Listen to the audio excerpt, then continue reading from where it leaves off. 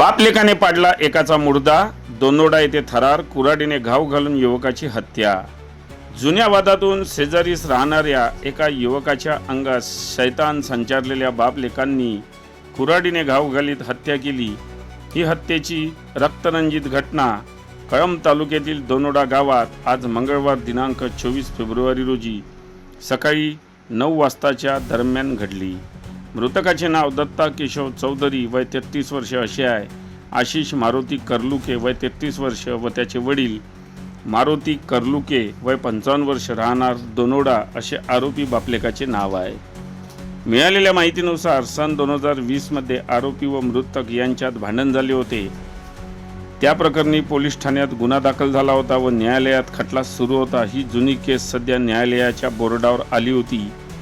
बापलेक हे मृतकावर केसमध्ये सेटलमेंट करण्यासाठी वारंवार दबाव टाकत होते। आरोपी आशिष पोलीस भरतीची तयारी करत असल्याने नोकरीत अडचण येऊ नये म्हणून ते सेटलमेंट करण्यासाठी धमक्या देत होते।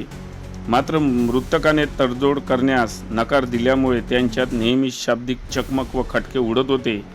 अशातच मंगळवार रोजी सकाळी सुमारे 9 वाजताचे दरम्यान गावातच आरोपींनी धारदार कुऱ्हाडीने सपासप वार करून त्यांची हत्या केली।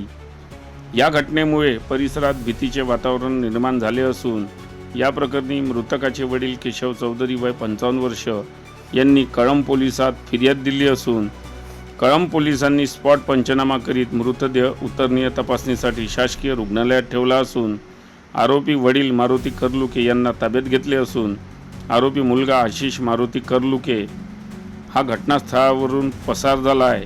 पोलीस त्याचा शोध घेत आहे। मानवी राग व सूड भावना किती भयानक परिणाम करू शकतात हे या घटनेवरून स्पष्ट झाले आहे।